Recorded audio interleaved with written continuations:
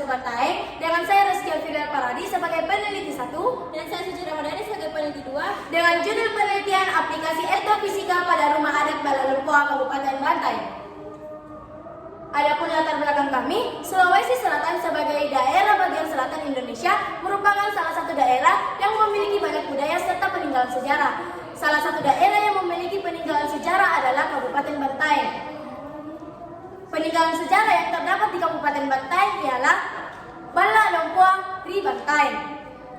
Bentuk bangunan pada rumah adat Balalempoa tidak terlepas dari prinsip fisika bangunan pada bagian-bagian tertentu seperti tiang, tangga, jarak antar tiang, umpak batu serta atapnya, sehingga rumah adat Balalempoa dapat berdiri kokoh sampai saat ini. Berdasarkan latar belakang di atas, maka tujuan penelitian kami yaitu untuk mengetahui bagaimana penerapan hukum-hukum fisika pada struktur dan arsitektur rumah adat Balalempoa di Kabupaten Bantaeng. Adapun rumusan masalah kami yaitu bagaimana cara penerapan hukum-hukum fisika, struktur dan material rumah adat Balalempoa di Kabupaten Bantaeng. Adapun metodologi penelitian kami, yang pertama metode pengambilan data. Penelitian ini dilakukan di Kabupaten Bantaeng, Sulawesi Selatan dengan meninjau dan mengamati secara langsung rumah adat Balalempoa.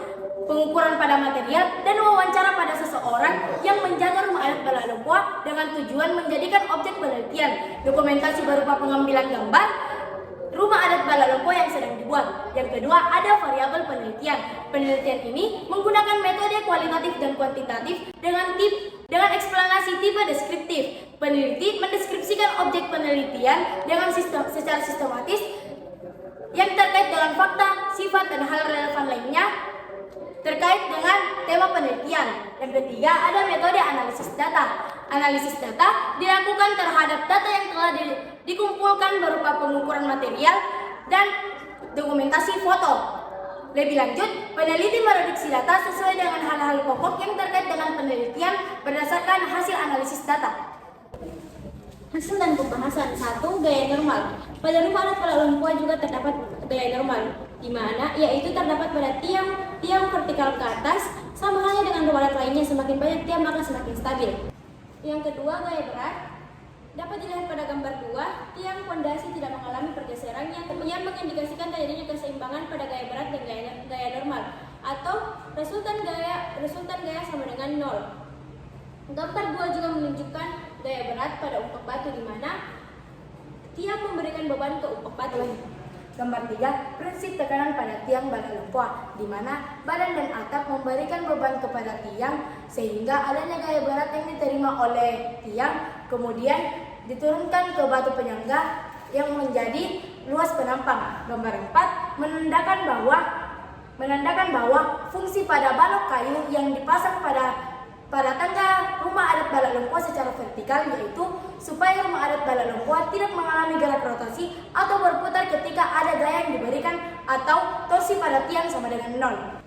Yang kelima, celah angin pada timpa laja. Pada rumah adat Balalempoa terdapat timpa laja. 1-2 timpa laja pada rumah adat Bugis Makassar menandakan pemilik rumah tersebut dari kalangan biasa. 3-5 timpa laja menandakan pemilik rumah tersebut dari kalangan kelas atas atau kasta tertinggi. Gambar 6 menunjukkan jendela rumah adat Balalempoa, di mana sumber pencahayaan rumah adat Balalempoa sekaligus lubang angin berupa jendela pada bagian barat 2 buah, pada bagian selatan 6 buah, dan pada bagian utara 2 buah, sedangkan bagian timur tidak ditemukan jendela. Kesimpulan pada penelitian kami, setelah kami melakukan pengukuran dan penelitian menggunakan konsep etnofisika yang meliputi gaya normal, gaya berat, tekanan, keseimbangan tempat laja pada rumah adat Balalempoa, jendela pada rumah adat Balalempoa, kami dapat menyimpulkan bahwa pembagian rumah adat Balalempoa didasarkan pada prinsip-prinsip fisika. Oleh karena itu, dalam proses renovasi rumah adat Balalempoa, penting untuk memperhatikan aspek-aspek tersebut agar nilai-nilai budaya tetap terjaga. Sekian dan terima kasih. Wassalamualaikum warahmatullahi wabarakatuh.